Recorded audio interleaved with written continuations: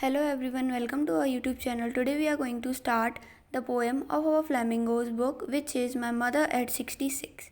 So let's start the poem. Driving from my parents' home to Cochin last Friday morning, I saw my mother beside me, doors open mouthed, her face ashen like that of a corpse, and realized with pain that she was as old as she looked, but soon put that thought away and looked out at young trees sprinting, the merry children spilling out of their homes.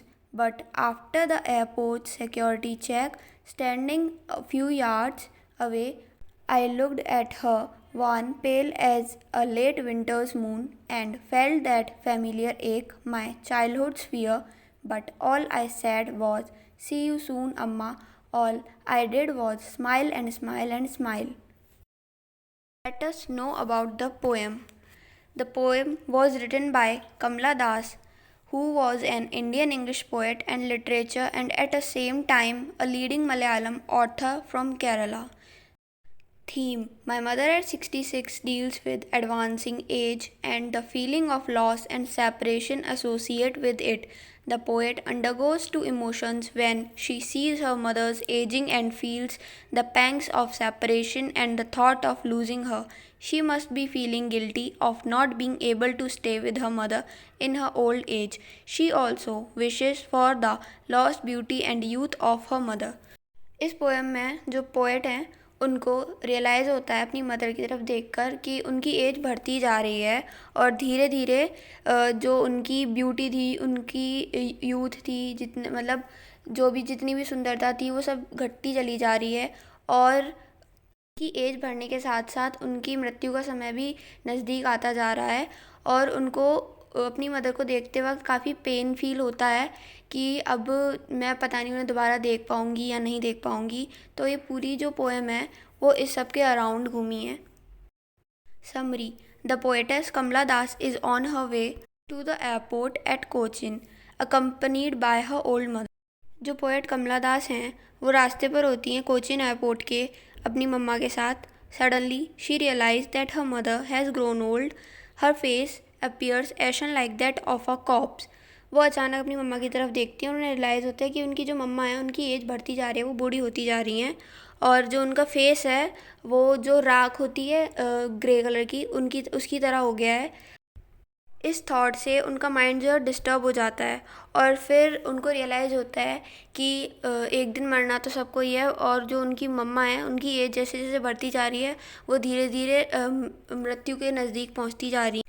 As a daughter, the worrying thought of losing a mother disturbs her mind, and in order to drive away her worrying thought, she starts looking out at trees which appears to be sprinting and merry children spilling out of their homes, which means बेटी होने के नाते उनको अपनी माँ को खोने का थॉट जो है काफ़ी डिस्टर्ब करने लग जाता है और वो इस थॉट को भगाने के लिए बाहर देखने लग जाती हैं विंडो से कार की और वो देखती हैं कि जो ट्रीज़ हैं वो पीछे छूटते जा रहे हैं. जो बच्चे हैं वो अपने घर से खेलने के लिए एक्साइटमेंट में बाहर आ रहे हैं. फिर the poet feels the same old pain and fear of her childhood as she gives goodbye to her mother at the airport, but she hides all such emotions with a smile which consoles her mother that she would return soon.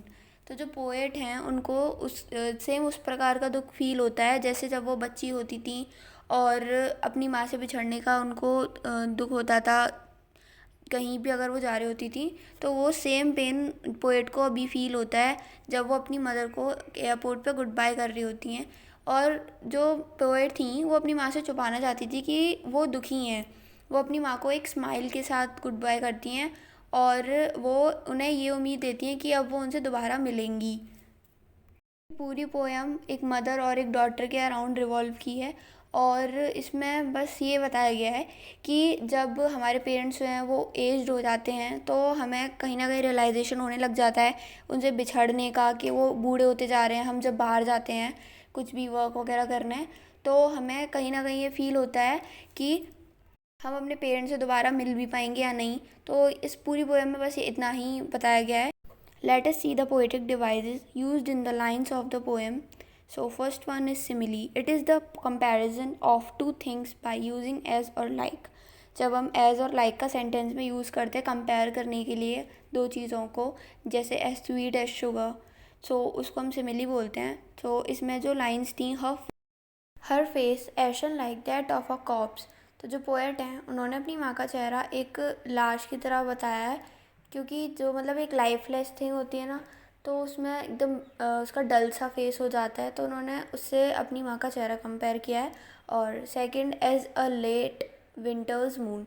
तो जो winter का moon होता है वो सर्दियों में काफ़ी डल डल सा दिखता है, क्योंकि बादलों से वो कवर हो जाता है, तो उसकी इतनी चमक नहीं रहती है. जैसा उनकी जो मदर हैं, उनकी जब वो यूथ एकदम यंग एज पर थी अपनी, तो उनके फेस पे जो चमक थी वो बिल्कुल गायब हो चुकी है, तो इसीलिए उनका जो चेहरा है वो काफ़ी डल डल सा हो गया है, एक लेट विंटर मून की तरह. Second is metaphor. It is a direct comparison of two things without the use of as or like. जब हम दो चीज़ों को कंपेयर करते हैं बिना यूज़ करे as और like का, तो जो लाइन थी द मैरी चिल्ड्रन स्पेलिंग. तो जो चिल्ड्रंस जैसे जो बच्चे हैं वो काफ़ी एक्साइटमेंट में अपने घरों से निकल के भाग रहे हैं खेलने के लिए, तो इसमें वो शो किया गया है.